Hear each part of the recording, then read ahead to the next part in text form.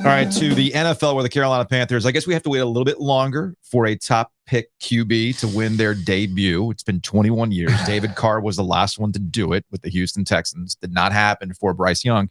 Two quick takeaways.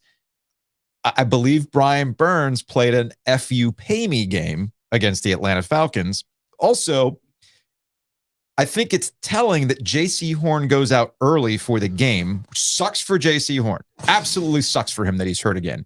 And the Atlanta Falcons still refuse to throw downfield until late. But then again, they didn't have to. Turnovers lead to 17 points. Short field to work with. Bijan Robinson, as my kids like to joke when they play video games, light work for the Falcons. Yeah, don't beat yourself. Yeah, I mean, one of the reasons you go out and get a Frank Reich, a 62-year-old head coach, is you're not going to do anything stupid. 9 penalties. Yes. 3 turnovers. Yes. Bad news, Brown. Absolutely. Although hat tip to Wake Forest legend Jesse Bates. Had himself a day. He did.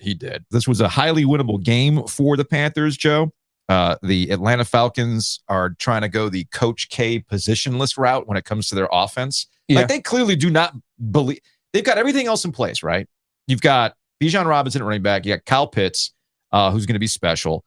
They got a pretty decent defense, and they don't have a quarterback. They don't trust Desmond Ridder, period. But when you're tasking the Atlanta Falcons offense to work with 17 yards, 5 yards because of those turnovers, you extend plays because of the penalties. 9 penalties total for this game. It almost felt like, you guys know the preseason's over, right? Give you the benefit of the doubt. You're working through it. Benefit of the doubt. You're not showing much. Well, maybe this is just what they were. And not a really great optimistic start for the Carolina Panthers out of the jump. And look, Bryce Young was a rookie. He had to work through some things early on. Those 2 interceptions, I mean, they were basically identical interceptions. Do I expect that out of Bryce Young as the season goes forward? No. But I am curious if the offensive line and the skill position players around him are going to improve, or this is just what he's going to have to work with going forward. It's amazing to me how similar every NFL team is. Yeah. Scheme-wise, speed-wise, they pretty much all do the same thing. Yeah. So you have to have hammers. You have to have guys who make plays. Okay. And for the Panthers, when you have a top 10 pick, hello, J.C. Horn. Right. Okay. You have the best ability is availability. You have to be on the damn field, man. And I get it. He's not going out there trying to get hurt. But when you invest in a player, when you invest in an asset, that asset that needs to turn around and make plays. Okay. The Falcons this year, they went out this offseason. They went and got Jesse Bates from the Bengals. Okay. They gave him a $64 million year over 4 years. Right. Now, some of that's funny money in the NFL, but a lot of it was guaranteed. You know how I feel. The salary cap is not real, man. It's like birds. I get it. Yes. But when you go out and make an investment like that, guess what you want? A return on that investment. Jesse Bates in this game, 2 interceptions, and causes really the game-turning fumble. The fumble when it's 10-10 on Sanders was the play of the game. And it was just a heads-up play. It was nobody's fault. Sanders is reaching. Bates pops his arm in there, pops that ball loose, gives the Falcons a short field. They score the touchdown, and the game was over. Okay? You got to make plays. Where was Jeremy Chin in this game? Not sure. Brian Burns, you mentioned, hey, right, you better start paying me. He looked like a guy who was motivated and ready to play. You got to like that.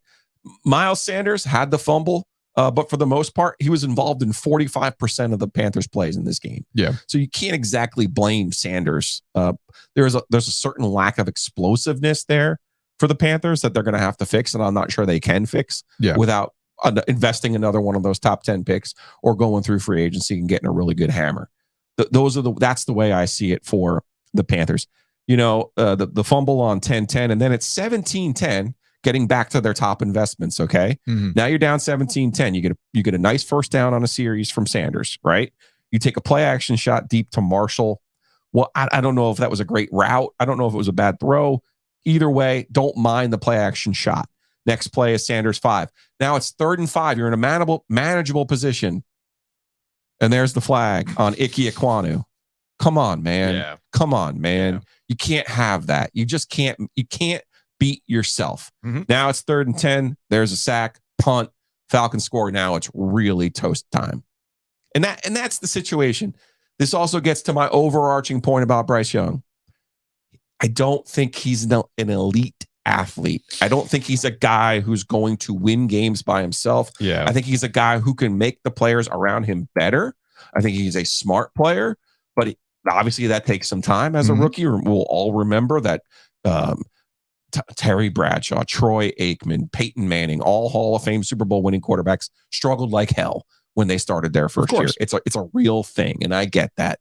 But he does not pop off of the page the way that another guy pops off of the page. Well, to your point, this is from Matthew, who tweeted at me in the middle of the game. He's like, I refuse to let intrusive thoughts enter my brain, but Anthony Richardson looks electric. We talked about this a lot and during the draft. I think that's going to be a season-long arch. It is too. It is. And they both can be right. I want to continue to emphasize that. Sure.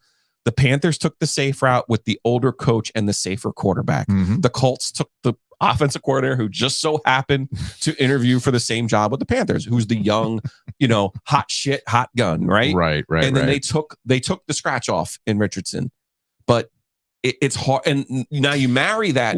You marry Richardson with Steichen, who had so much success with Jalen Hurts, a similar quarterback to what they have and what they think they might have in Richardson. To your point, but the Colts lost, by the way. They did lose, and I need to charge my computer. Okay. While you're charging your computer, tell you what, I will use this time to tell you about Graffiti, our Panthers conversations this season, brought to you by Graffiti in downtown Cary.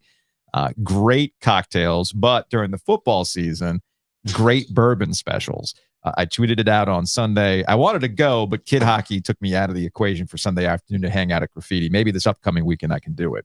But they had Blanton's, they had Buffalo Trace, they had Eagle Rare, all on specials. And I'm telling you, the break-even night on Tuesdays at Graffiti are fantastic. It's the best kept secret that I'm trying to make not a secret. But here's the thing. I had jotted this down while watching the game. And as Bryce Young looked as shaky as he did at the jump, and he started to settle down, but you started to look at the limitations of the offense, and the limitations of the offense are the skill position players around you. And you have to remind yourself, this is a process. I don't want to go, trust the process here. I don't want to go full step Philadelphia 76ers. But I think we all recognize that this is a Panthers team that at best could sneak into the playoffs because of the division being bad. All right. But it doesn't take away from the fact that it's a bad division with bad teams, and the Panthers are included in said bad teams that are not there yet. I don't want to go full Matt. I don't think they're a bad team. I don't think they're offensively. That's the thing, and that's what I'll be really curious about too. My last point on this before we move on is related to Brian Burns, and there was a little bit of drama with Brian Burns, whether he was going to play or not. He put out, he goes by Spider-Man. He went on the Instagram stories. He put sad Spider-Man in the rain because he hadn't been paid yet. I'm like, okay. And I'm fine with it because that's just players today. Yeah. Like, honestly, that's just the generation. They do all this stuff through social media.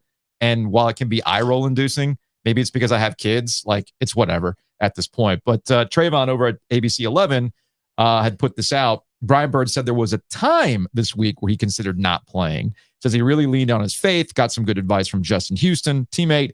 Asked if he'd consider sitting out going forward, saying, nah, I'm playing, which is the smart thing to do because what did we see from the jump with Brian Burns, right? And this gets to my larger point about NFL and contracts. Last week, we talked about Nick Bosa being the market setter. Not that Brian Burns is going to get Nick Bosa money. You can make the argument that Nick Bosa is being overpaid. Cool. Not the point. The point is that contract was going to be the thing that the Panthers looked at and going, okay, he's making this. We think you're worth this. But according to various reports, they're wide apart on who thinks what. Panthers think he's less. Brian Burns wants more. But here's the thing. When you got an opportunity, if you think he's special, which obviously they do because they turned down 2 number 1 picks from the Rams. Yes. If you think he's special, you sign him now because the price is just going to keep going up. All right. I'll never understand why franchises do this constantly. It's really bad at the quarterback position. The price, it's like the quarterback position is a Ponzi scheme. It's a straight line up every freaking year. So either you get in now and pay him or you don't. And if you're smart with the salary cap, you know how to manipulate the numbers to make it work for you. Okay. So don't give, cap considerations. The salary cap's not real. All right. It's not real. It's like birds. So stop it.